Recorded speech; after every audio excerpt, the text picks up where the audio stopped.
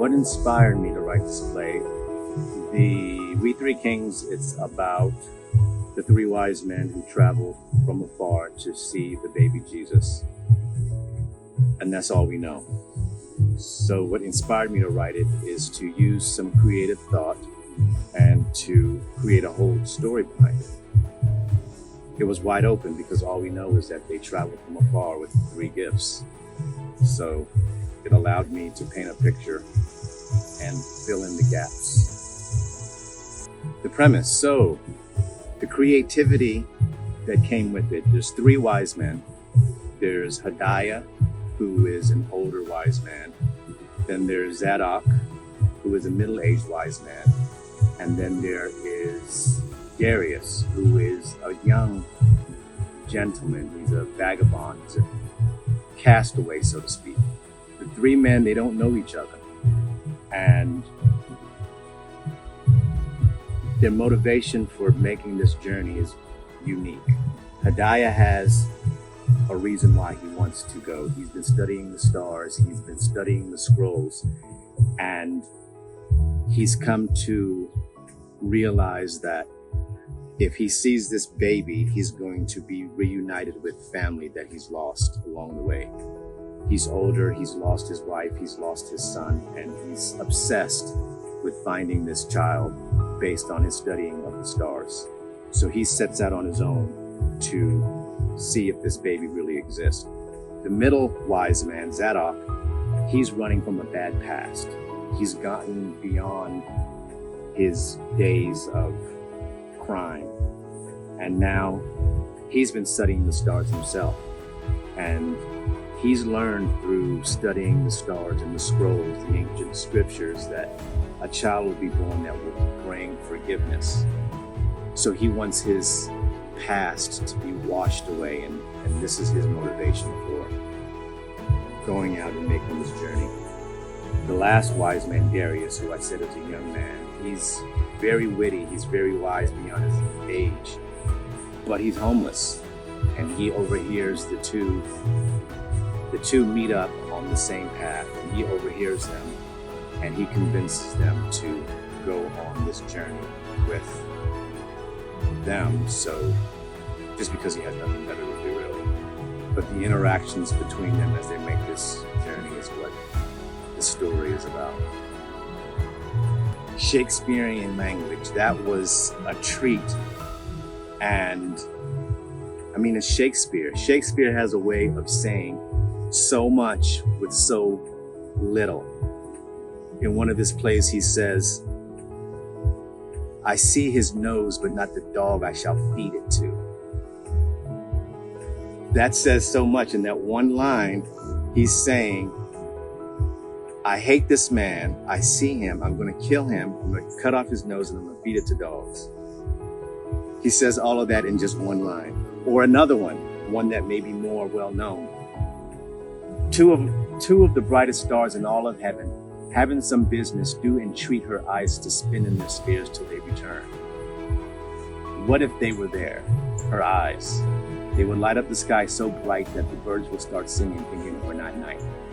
Now that's a mouthful, but it says a lot. It says that this woman is so beautiful and her eyes are so bright that if for whatever reason, two of the brightest stars in the heavens, maybe Sirius and Betelgeuse, they had to go somewhere, they were on some business, they would ask her to borrow her eyes to be in the sky until they return.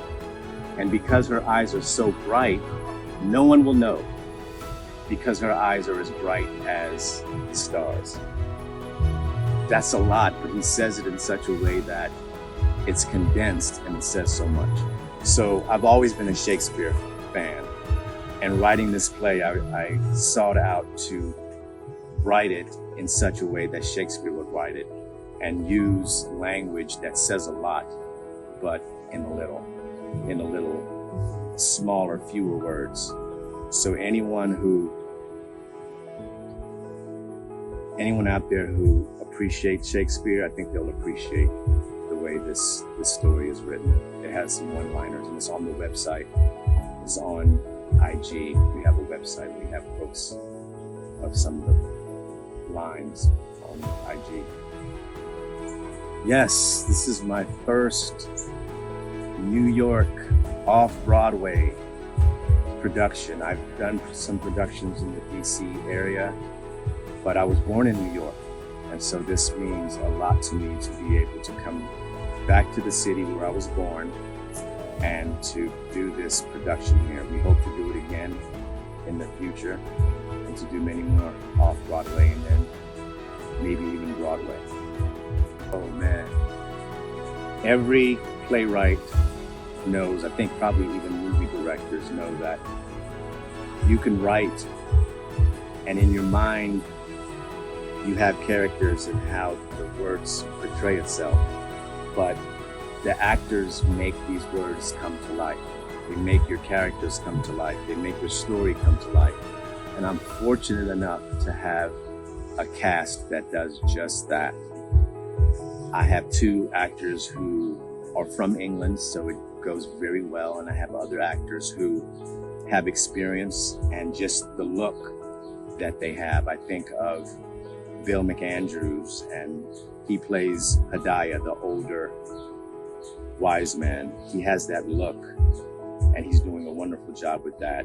We have Martin Chancellor, is his last name. He's playing Zadok, a young British actor, phenomenal.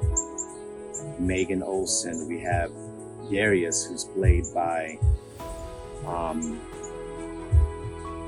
Ermal.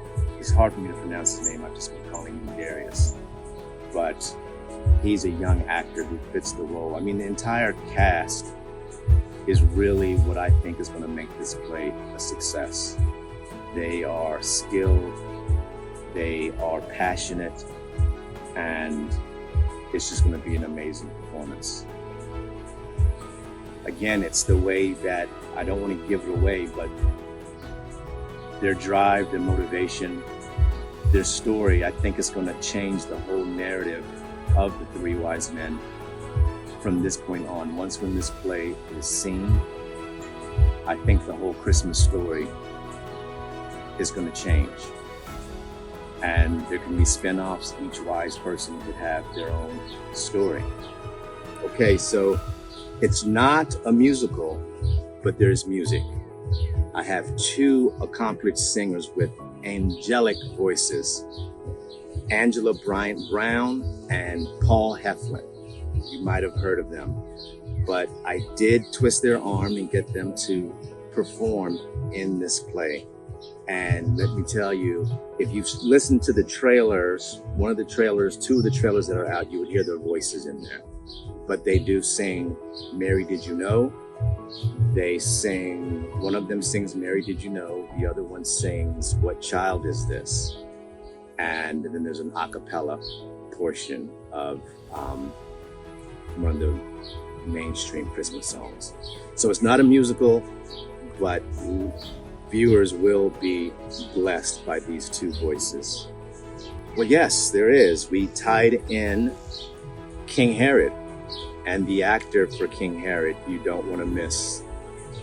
The gentleman who was playing King Herod. Look on the website, you'll see who he is, and his performance is nothing short of amazing and kind of scary. He's very intense in this part, in this role, but gotta check him out.